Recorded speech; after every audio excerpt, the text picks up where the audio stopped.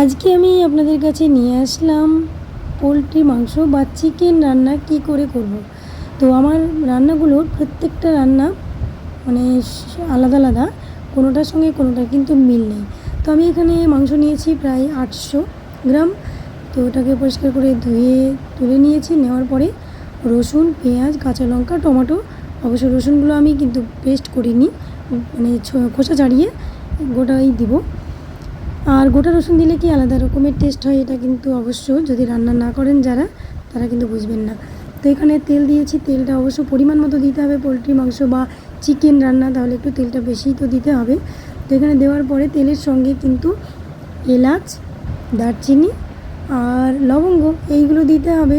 তো দেওয়ার পরে তেলটা একটু মানে হয়ে ভাজা হবে, তখন পেঁয়াজগুলোকে ঢেলে দিতে হবে, পেঁয়াজ, রসুন, কাঁচা লঙ্কা। তো ওদিকে আমার পেঁয়াজ, রসুন, কাঁচা লঙ্কাগুলো একটু ফ্রাই হচ্ছে। তার আগে আমি মাংসটাকে ডাঙাতেই যা মশলা লাগে সেগুলো আমি এর মধ্যে দিয়ে দিচ্ছি। তো এখানে যা কিছু মশলা বলতে লবণ, ঝাল, হলুদ, তারপরে লঙ্কা, মানে ঝাল বলতে লঙ্কা গুঁড়ো, হলুদ, জিরে, ধনিয়া এগুলো সব দিয়েছি। তো দেওয়ার পরে রেখে দিলাম। তারপরে এখানে কিন্তু আমি একটা টমেটো কুচি করে রেখেছিলাম, সেগুলো পেঁয়াজটা দেখলাম যে প্রায় হয়ে এসেছে, তখনই কিন্তু আমি টমেটোটাকে দিয়ে দিলাম।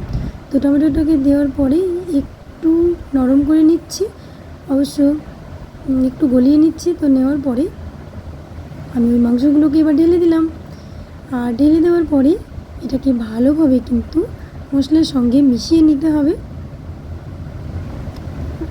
মিশিয়ে নেওয়ার পরে এটাকে বেশ সময় ধরে মিডিয়াম ফ্লেমে ভেজে নিতে, মানে ফ্রাই করে নিতে হবে, কষিয়ে নিতে হবে।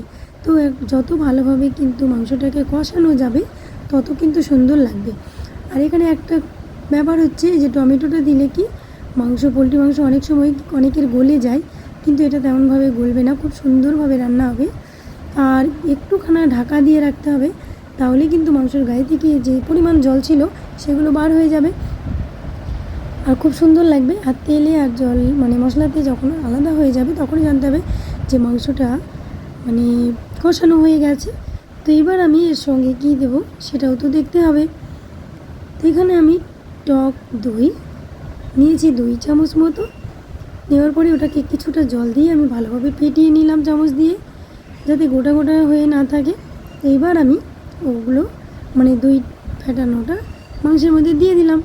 তো দিয়ে দেওয়ার পরে এবার আবারও ভালোভাবে মিশ্রিত করে নিতে হবে। নেওয়ার পরে এটাকে ভালোভাবে নাড়াচাড়া করে অনেকক্ষণ ধীরে ধীরে রান্না করে নিয়ে বন্ধ করে দিতে হবে। তো যদি এই রকম চিকেন রান্না ভালো লেগে থাকে তাহলে অবশ্যই আপনারাও ট্রাই করবেন। অবশ্যই সকলেই জানেন, তবে একটু না একটু নিয়ম তো অবশ্যই আলাদা হয়। তো আমার ভিডিওটি প্রথম থেকে লাস্ট অবধি দেখার জন্য আপনাদের সকলকে ধন্যবাদ দিলাম।